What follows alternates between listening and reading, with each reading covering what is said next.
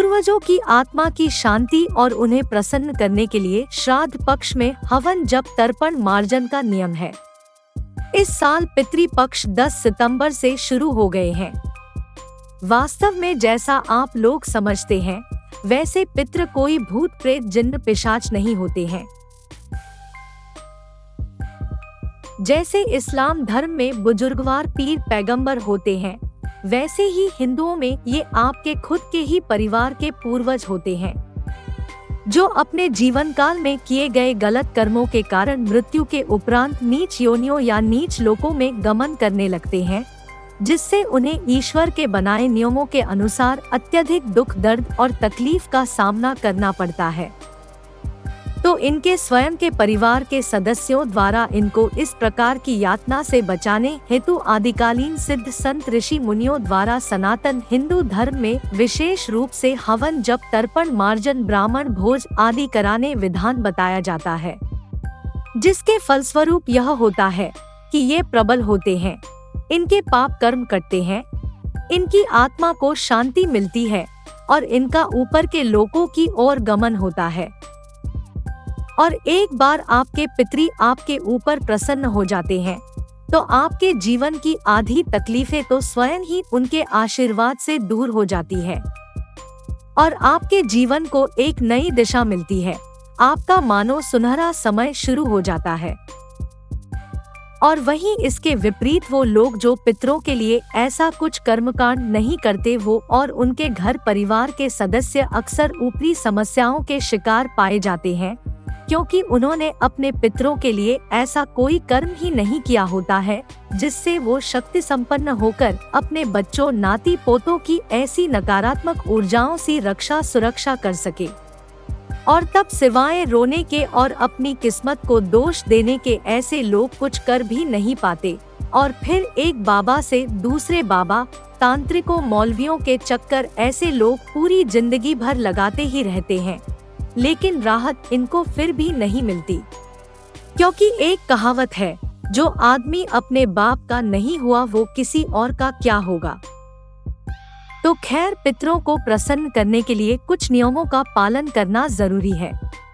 इन्हें नजरअंदाज करने से पूरे खानदान को इसका खामियाजा भुगतना पड़ सकता है। पितृपक्ष के दौरान दूसरों के घर का खाना भी नहीं खाना चाहिए, क्योंकि ये अशुद्ध माना जाता है। पितृपक्ष में कभी भी लोहे के बर्तनों का इस्तेमाल नहीं करना चाहिए, क्योंकि इन्हें नकारात्मक प्रभाव का माना गया है। पितरों को प्रसन्न करने के लिए पीतल, कांसा व पत्तल की थाल और बर्तनों का प्रयोग करना चाहिए। पितृपक्ष में श्राद्ध क्रिया करने वाले व्यक्ति को दूसरे के घर का खाना नहीं खाना चाहिए और न ही शरीर पर तेल लगाना चाहिए। पितृपक्ष में कभी भी कोई नया काम नहीं करना चाहिए और न ही नई चीज खरीदनी चाहिए, क्योंकि उस वक्त पितरों को याद करने और शोक का समय होता है। पितृपक्ष के समय कुत्ता, बिल्ली, कौवा आदि पशु पक्षियों को भोजन खिलाना चाहिए। माना जाता है कि पितृगण इन्हीं में से किसी का रूप धारण करके आते हैं।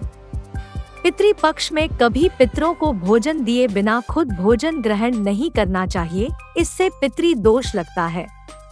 पितृपक्ष के दौरान कभी भी किसी भिखारी और जरूरतमंद का अपमान न करे और न ही उसे खाली हाथ जाने दे, क्योंकि कई बार पितृगण ऐसे भेष में भी आ सकते हैं।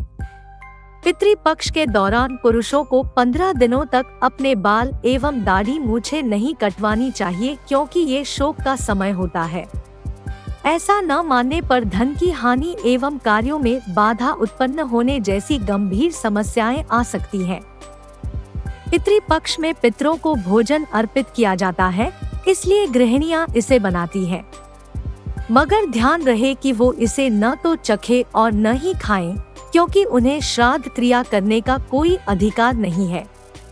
पितृ पक्ष पर चतुर्दशी को श्राद्ध क्रिया नहीं करनी चाहिए, क्योंकि इस दिन को फलदायी नहीं माना जाता है।